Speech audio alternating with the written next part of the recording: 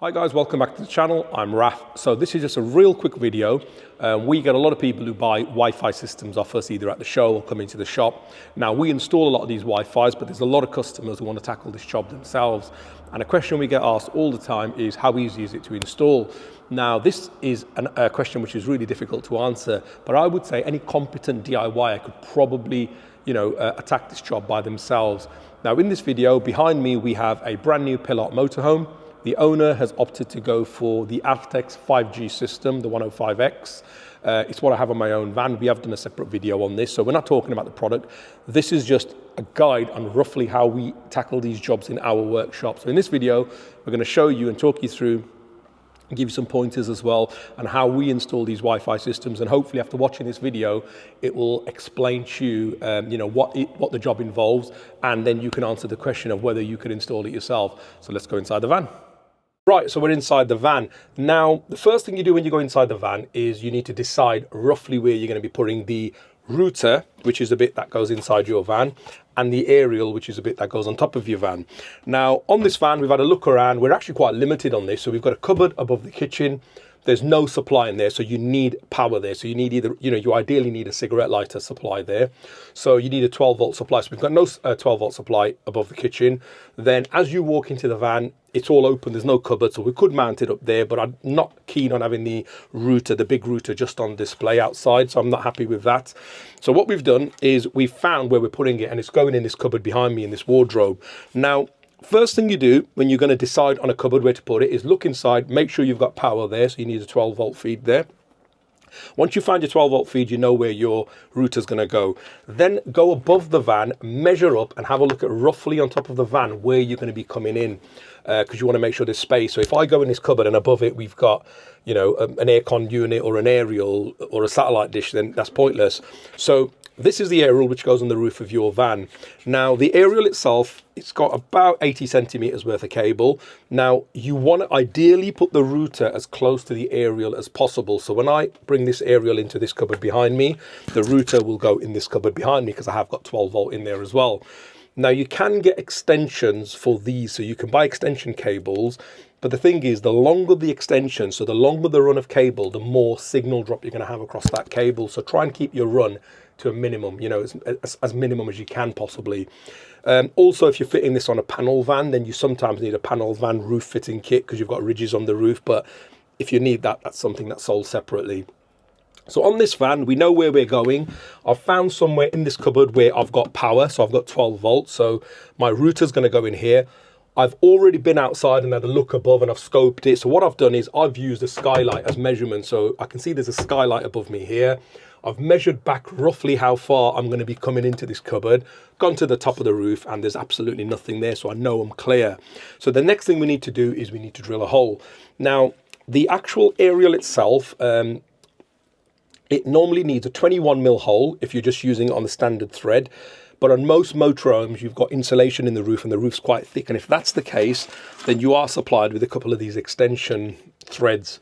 We're going to be using one of these. So we're going to slip one of these on. That then makes the hole a 25mm hole. So I know I need a 25mm hole. So what I do like to do is once I've measured up, I always like to pilot drill a hole through the van's ceiling. So I'm going to drill a hole up, go on the top of the van, make sure that hole has come out in the right place. Make sure also, even if the hole comes in the right place, remember your hole is the center of this aerial. So you need to go on the roof and make sure once that hole is in, you've got enough space around it for this aerial to actually install and fit. I've had a few people who've drilled a hole really close to the side of the van. Inside it looks fine, but when they go on the top and you stick this on, this would be overhanging your van, so it's a no-go. So make sure it'll clear. Once you are happy, only then use a hole saw and open up the hole. If you make a mistake and you've drilled a 3mm hole, yes, you've done a hole, but you can seal that up if you really had to. Thankfully, it's never happened to us, but these are just some pointers. So let's go and drill this pilot hole, then hole saw it and get installing. Right guys, so we're on the roof of this van, as you can see. Now the first thing we like to do is we like to give the area a nice clean. So we've cleaned it up with some brake cleaner. This makes sure that the area is nice and clean and it allows the aerial to be stuck down well. So we've measured up, we know where we're going. Now one of the lads is in the van. He's going to pop a little pilot hole through now, so let him drill that through. So it's coming through the actual van now.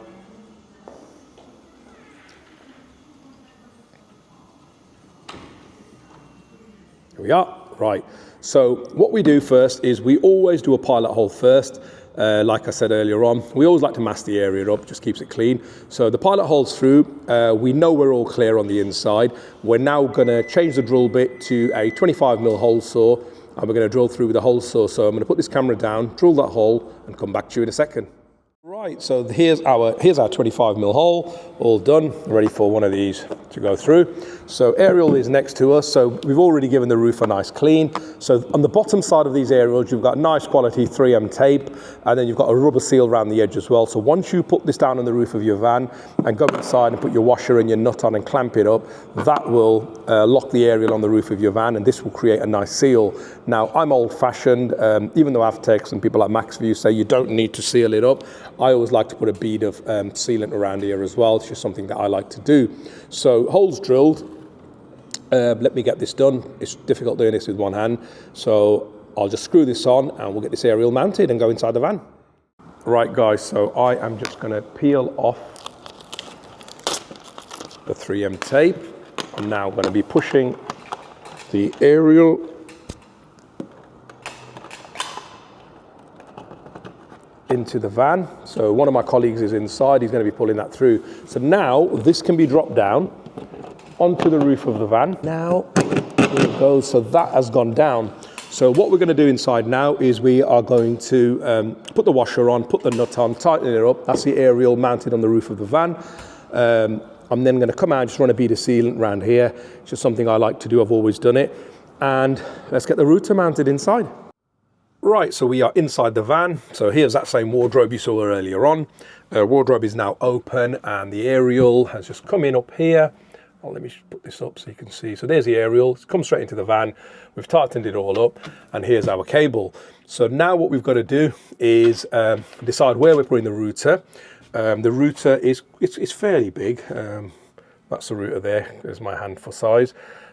We're thinking, because it's got a display on it, we're thinking, we've got two options. Either we can go on the back wall or we can go on the right-hand wall. The problem with the right-hand wall is it's got a display and you're going to struggle to see it. So I think we're opting for the back wall. So we're going to get that screwed on, get it powered on. Now, one thing I did mention at the beginning of this video is you need a feed, a 12 volt and a ground feed. So in this motorhome here, up here, there is a 12 volt and a ground feed just here.